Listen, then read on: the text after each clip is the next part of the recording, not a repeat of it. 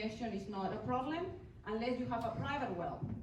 Is anyone using a private well here? I don't. Okay, then that's great. Ingestion of drinking water is not an issue. We can talk about like inhalation, and as Kenneth was saying, the main contaminants here are heavy metals. Heavy metals don't really evaporate, they don't go into the air. They stick into sediment and soil, and that's what we're seeing with the testing. And then when we do our assessment, we don't really look and talk to people about their health concerns, because we can't really connect those to like the concentrations or like the contaminants that we're looking here. We can give some guidance and recommendations on certain things, but we don't really go and talk to people about specific diseases and problems that they could have. I also know, like she was talking about lead. As you may know, lead was used in a lot of products, like paint and in plumbing. So like if your house was built before 1978, it has lead in it, unfortunately. It has lead in it. So like what usually renovations do is like they do abatement, there are like procedures for that. But then that is not really related to the site. So that would be something different, I'm sorry. I think also there was a question of, if I'm a parent and I'm worried whether or not my child has been exposed to heavy metals or whatever, does the city have a facility where I can take my child to be tested? And it's not so much, I don't think the question was related to the site so much as it was to a parental angst. How do we know that our kids are playing in the dirt but they're okay? So the Texas Department of State Health Services has a lead program, and I have my business cards. I can give information to people, or if they want to give me a call, I can take care of that. Okay, next question. Good evening. Good My evening. name is Onion Smith, and some of the questions that they've already pretty well presented to you have been asked, but my main concern is for the health and safety of the people that's living in this community. That's right. Okay, one thing I would like to know is, one thing I would like to suggest, when you're having a public meeting in regards to letting the community know about these meetings, posting a sign in Texaco is not, to me, an informative way of allowing the people in this community the opportunity to attend a meeting, because I don't even use gas at the Texaco I live at. So, you know, a way of possibly sending out flyers or something to people in the community would be more beneficial So than posting. No, I'm sorry. Go ahead. I didn't mean to interrupt. Okay. Than putting, you know, a sign in Texaco. I didn't even know that they were even having a meeting until I was later informed. So our mailing list reaches about 10,000 homes, and I don't know how you were missed, but I will gladly add you. We also do social media, and members of the community advisory group actually went door to door over the weekend in some of the affected neighborhoods. Okay, but on 56th Street, I went pretty well door to door, Okay. and in that community, I can understand, but still, it's a lot of people, you know, right in that general vicinity that wasn't even aware of the meeting. So what I did was copy the flyer and kind of distributed it, you know, throughout parts of the community, so that you will have more people from the community attending these meetings. It's just only, mainly the people at these meetings are like the city of Dallas, the EPA, the health department, you know, and entities of that type. You need more people that are actually living in this community to be a part of these meetings, because we're the ones mainly affected. Okay, one other suggestion, I'm not. Can I address that? Go ahead. So I know that we're definitely able to do a better job with that, but I know the community advisory group is doing an outreach plan. Can we That- get her to sign up with us? And, because we're the ones that were going around town, but we love to have you as well as that group. I think Ms. Vaughn, Glory Vaughn, who live on 56th Street, the homeowners association, all those people, they got information because of coalition. I think everybody who is part of District Coalition, Crime Watch, the homeowners association, they got email blasts, everything to do. We cannot walk on everybody's door, but we try to send out, if you sign in, you call and tell your neighbor, you will get it. And I know Ms. Vaughn in that area did get information on 56th Street. Right, Got my yeah, I office, know my who she is too. Yeah, right, she's the president. We discussed, the issues with lane plating. That's right. I said, but like I said, I didn't know anything But about we will it. get your information, we Okay. make sure you get it now. Make sure to add you. Okay. Anyone who put their information on the sign-in sheets will be added to them. Yes, sir. Okay. Yes, sir. Another question I have is, do you have, are you going to wait until after you do all of the testing and lane plating to determine, the parts per million of each of the chemicals that you found on that property? And in that way, you know, you can determine the toxicity of those chemicals? Well, like I was saying before, that, can you get it down here, Mom? Okay. One of the things that our goals, I said our number one goal is to determine if there is an immediate health risk from this site to the community. If we find that is the situation, that is one of our goals. So if we find there is a short term, if you're exposed to this for 100 days, you have a health risk type problem, we will address that immediately. Okay. If we find that there is a risk that if you're exposed to this for decades, we're gonna do that as part of the long-term cleanup plan that we're developing right now.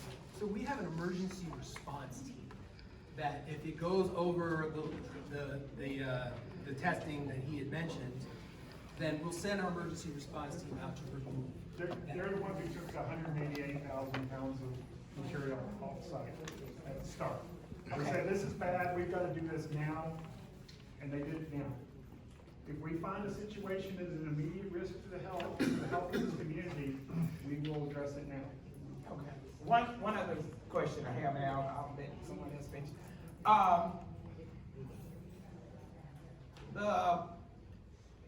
In order for lane plating, I'm confused, to become a Superfund site, you would have had to have found hazardous materials on the site that in most cases would be detrimental to the health and safety of the people living within a certain mile radius of the site. So to say that even when you determine the parts per million of each one of the contaminants that you have found on the site, then surely by lane plating running for 90 years, unregulated, some kind of way, until laws were enacted to protect the health of the people of the community, and you're stating that it's a Superfund site, What's the question? and you have a hazardous sign on there, then doesn't that mean that 9 times out of 10, those living within that region are affected by the toxins that are on that site? Superfund sites differ, okay?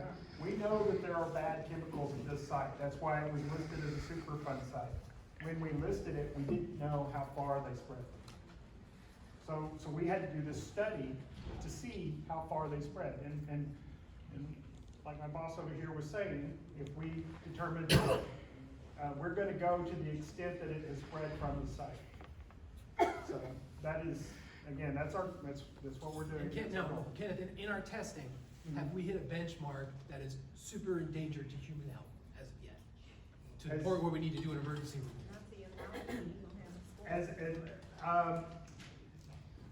The benchmark you would use, the soil numbers are not good near the building. So, let me do that. So, okay, thank you. So if the values are high, that's like we said many times, the only way you can have risk from that is if you have exposure. You come on that site and you touch it.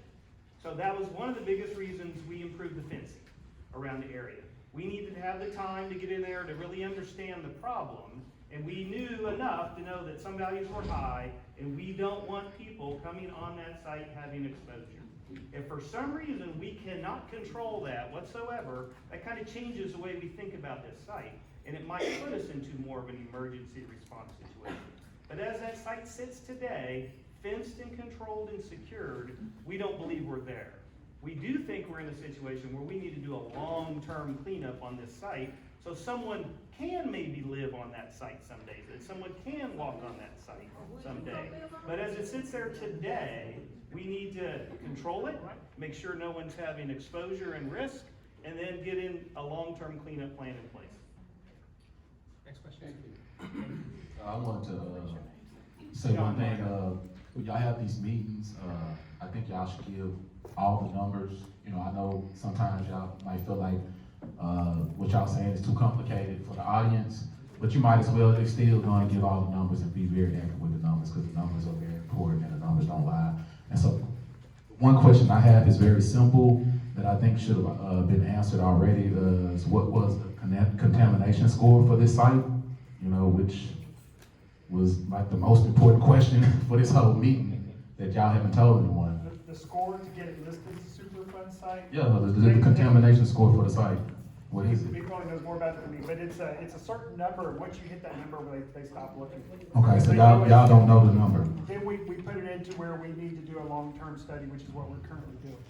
So you don't, well, what I'm saying, the reason I'm asking, because you said you're gonna be here for a long time, right? So, the number is what's gonna keep you a long time or not. So what is the like, okay, so like if it's at a 50, then you'll go somewhere else that's 100 or 90 before you come over here and finish up. So that's why we need to know the contamination score. So if it's a 50, then we know y'all not gonna clean it up real fast. Y'all will be here for a long time. But if it's a 90, then y'all gonna clean it up real fast.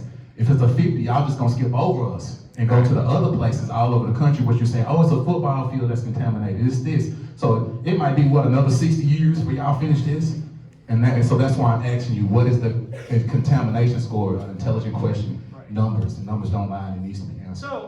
So there isn't a score, and it's something greater than 28, but I don't want anybody to focus on that because that is based on a lot of very early information.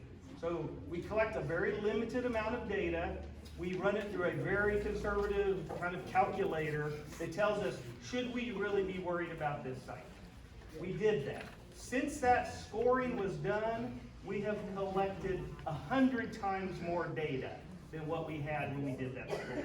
So that score, whatever it is, I don't want you to focus on it because it's almost meaningless at this point, because we know so much more about this Okay, site. it's meaningless, what is it? Yeah, what it is. It's greater than 28.5. We'll find out.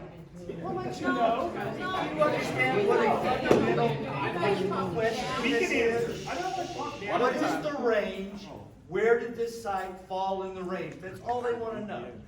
What a simple, And we will give you a simple answer. I just don't know it tonight. Because honestly, You didn't know and you weren't prepared. I find that really hard to believe that you don't know the answer to that question. okay. He just told me the answer. Okay, the answer is 50. So the scoring package was prepared, and it was 50, and the number that we have to exceed to get on the list is 28.5. So that's 50 what? Thank you to TCEQ. And what's the highest number y'all are dealing with in Region 6 in terms of the school? So, I'm here to tell you, I run the cleanup program. Once that site gets on the NPL, that score is irrelevant to me. And I know you're smirking over that, and I can I'm only not tell smirking, you. I'm frustrated. Well, I'm trying to address your frustration, because you obviously believe that score dictates how we No. clean up the site. I know as much about Let's this. talk to each other respectfully. I know the energy is high, and it should be, but let's try to tone it down.